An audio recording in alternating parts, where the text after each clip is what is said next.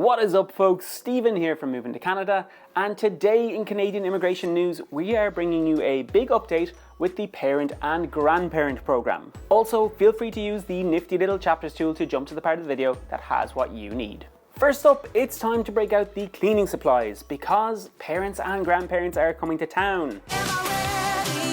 All across Canada, that is. In mid-October, Canada's Parent and Grandparent Program, or PGP, will issue 23,100 invitations to those hoping to sponsor their parents and grandparents for immigration to Canada. From these invitations, the government expects to accept up to 15,000 complete applications. However, invitations will only be issued to candidates who submitted the interest to sponsor form during the intake period in 2020. There are still 155,313 potential sponsors who submitted the form and have yet to be invited. And unfortunately, there will be no opportunity for new candidates to submit an interest to sponsor form this year. If you are unable to sponsor your parents and grandparents for permanent immigration, all hope is not lost. You may want to consider Canada's Super Visa program.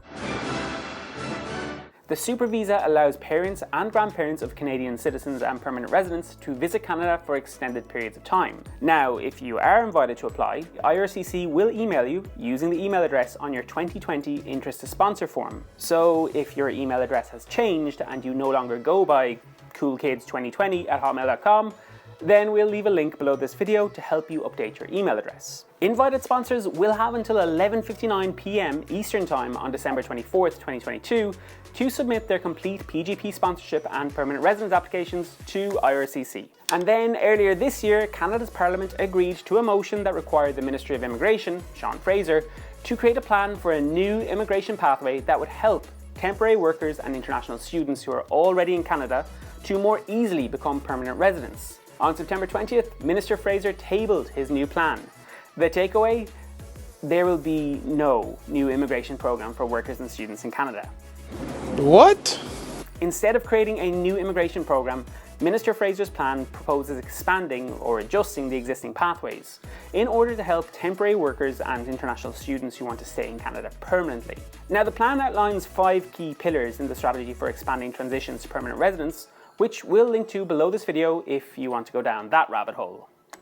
Also, in early September this year, IRCC announced that applicants to a broad range of Canadian permanent residency programs will soon need to apply online, as Canada's Immigration Department transitions from paper-based formats to digitisation. The move to online applications affects applicants to non-express entry provincial nominee programs, the Quebec Skilled Worker Program and Quebec Experience Program, and those sponsoring a spouse or partner, among others. We'll link below as to when you can expect each program to be shifted online so you can make sure you can follow what's happening with your application.